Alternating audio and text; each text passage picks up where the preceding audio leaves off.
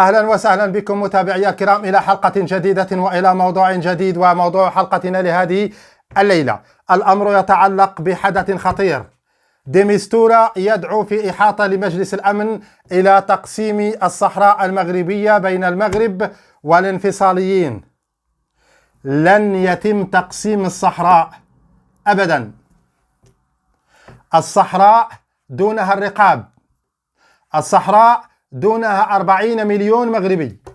من أجل الوصول إلى ما يريدون عليهم القضاء على أزيد من 40 مليون مغربي، عليهم القضاء على أزيد من 350 ألف جندي مغربي، عليهم القضاء على أزيد من 350 طائرة مقاتلة مغربية، عليهم القضاء على أزيد من 3033 دبابة مغربية، عليهم القضاء على أزيد من 250 قطعة بحرية مغربية. لا يمكن الوصول إلى ما يريدون. الصحراء دونها الرقاب. لا يوجد أي مغربي يقبل أبدا أو يفرط في جزء واحد من الصحراء المغربية، بل لا يملك حق ذلك، لا يملك حق التخلي عن جزء بسيط ولو متر واحد من الصحراء المغربية. لا يمكن بأي حال من الأحوال. فليفعلوا ما يريدون، نعم فليفعلوا ما يريدون.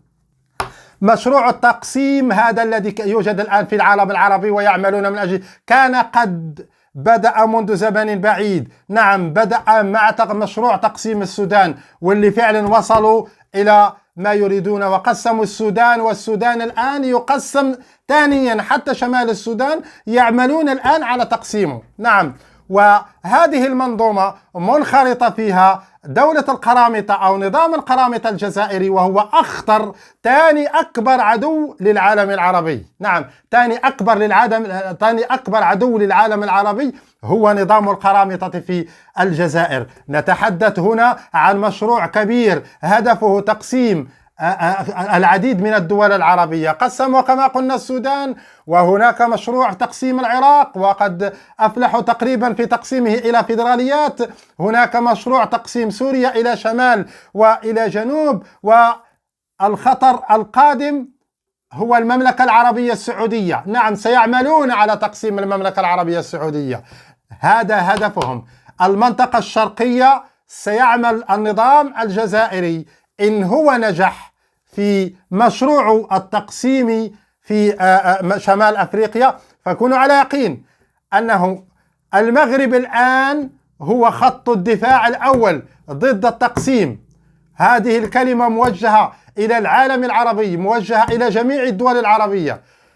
قفوا وقفة رجل واحد، لأن الأمر جلل. نعم، خط الأول للدفاع عن وحدة الدول العربية وعن سيادتها على أراضيها هو المغرب.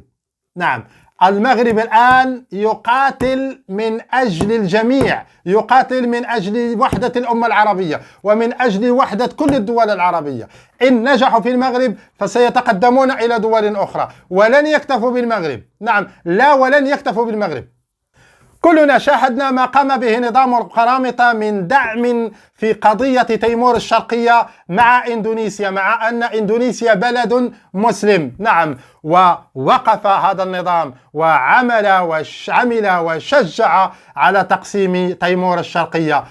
بوحدة المغرب وبوحدة شعب المغرب وبتضامن المغاربة وبوجود جلالة الملك وبوجود النظام الملكي الضامن لوحدة الأمة والضامن لوحدة البلاد وسلامة أراضيها، لن يصلوا إلى ما يريدون.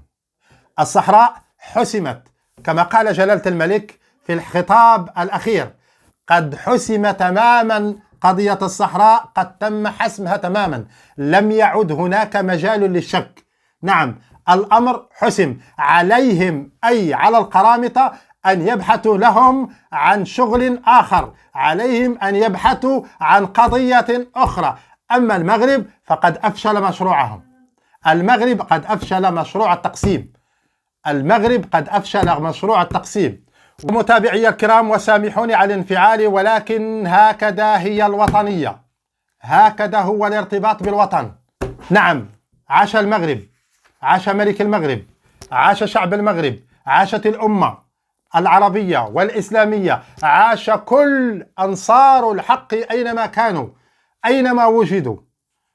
وفلتعش المملكة المغربية من طنجة إلى القويرة، من سبتة ومليلية إلى القويرة. إلى حلقة قادمة بحول الله.